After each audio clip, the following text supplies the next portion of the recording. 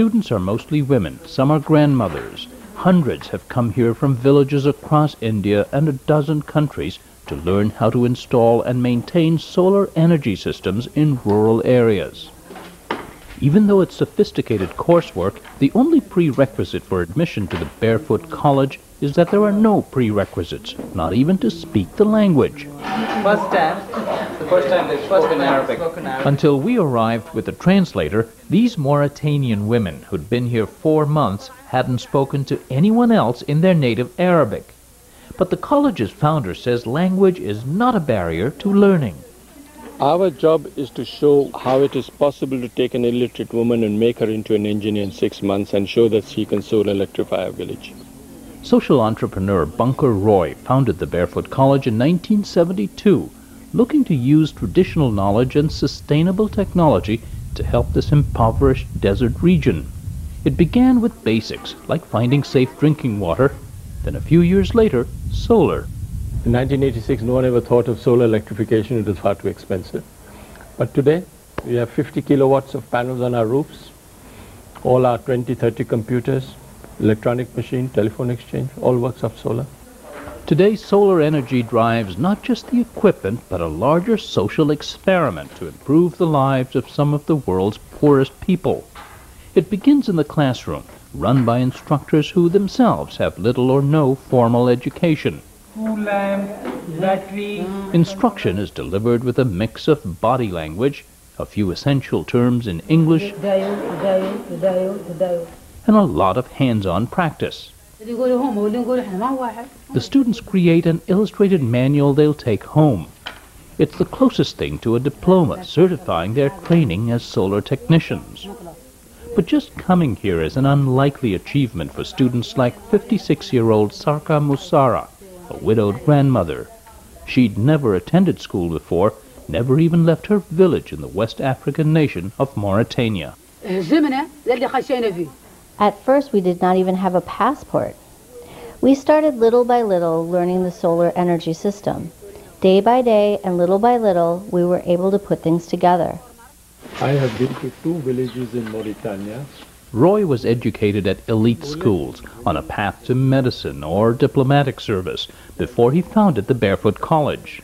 The idea of self-reliant learning was inspired by Mahatma Gandhi, also by a legendary American. Well, it's Mark Twain who said, never let school interfere with your education. School is something that you learn reading and writing. Education is what you learn from the family, from the environment, from the community. Using grants from the UN and private foundations, Bunker Roy travels extensively in developing countries seeking potential students. The ones he does not want are city dwellers and, unless they're physically handicapped, men. We've come to the sad conclusion men are untrainable. They expect too much. They're restless. If they're young, they're impatient. The first thing they ask even before the training starts is, do I get a certificate? They will use that certificate to get the worst job possible in a city. Whereas if we take middle-aged grandmothers to be trained, I don't have that problem of migration.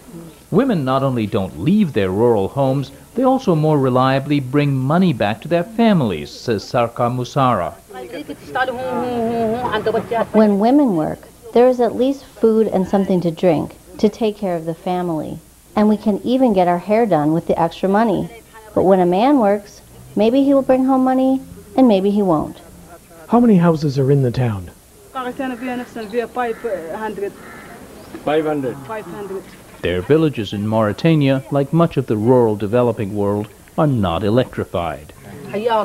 May God reward you for what you have done, because those people did not have any light, and now they will have light. And these women will have an income, installing and maintaining solar systems. They are a common sight in villages near the Barefoot campus, replacing dirtier and more expensively fueled lanterns.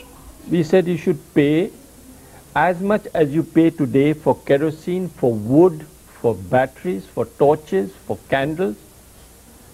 Comes to about $5 a month. They're willing to pay $5 a month for the use of the solar light.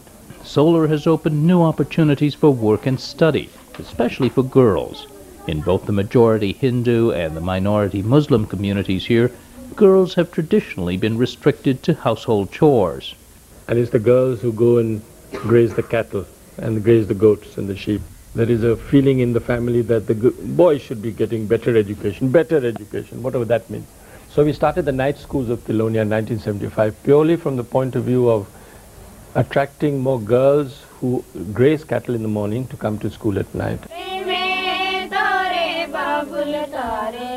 Today, some 7,000 children attend night school here and across rural North India. In song, these girls plead to their parents to allow them to study, to delay marriage until they turn the legal age of 18, a law that's frequently ignored in rural society. Okay, 8 and 5 make how much? 13. 10 plus 3? 13. Entertainment programs promote the Barefoot College and encourage children to attend school. There have also been campaigns to promote public health and accountability from government officials. New economic activity and technology seem to be eroding social barriers. For example, several women work to create solar stoves, a Barefoot College enterprise. The solar cookers made at the Barefoot College are a simple but precisely engineered contraption. These mirrors track, then capture the sun's energy and direct it to a cooker, which really cooks. For Sita Devi, who has only a second-grade education, working on the cookers means she can hope for more for her baby girl. My daughter must be educated. She will be able to do things, to progress so much faster than I can because of going to school more. For me, for example, it takes so much more time to measure out 3 centimeters when I'm welding here, whereas someone who is educated could do it in no time. Her colleague Shahnaz Banu says her new occupation greatly improved life for her family, which includes 2 sons and a daughter. In our village, in our community, women were not allowed outside the house. My husband was reluctant, but I said if we stay behind the veil, we won't have anything to eat. Some people object to women working, but if we can add income to the household, that's a good thing, isn't it? Roy says a key to sustaining rural jobs and development is to use technology that can be managed by the local community, like solar lanterns, and technology that's familiar, like rainwater collectors. That was an idea developed by a rural architect who could neither read nor write, who designed the Barefoot College's green campus. The foundation of everything Roy does is decentralization. It's a departure from the typical approach of aid agencies, which he says want to bring big infrastructure and ideas created by outside experts. Any technology that brings in dependency on anybody on outside is not a technology that will work. So far, the Barefoot College has solar electrified some 350 villages across India and dozens more in sub-Saharan Africa and even war-torn Afghanistan. You can learn more about Barefoot College and similar projects in social entrepreneurship on our website. Just go to pbs.org and then scroll down to NewsHour reports.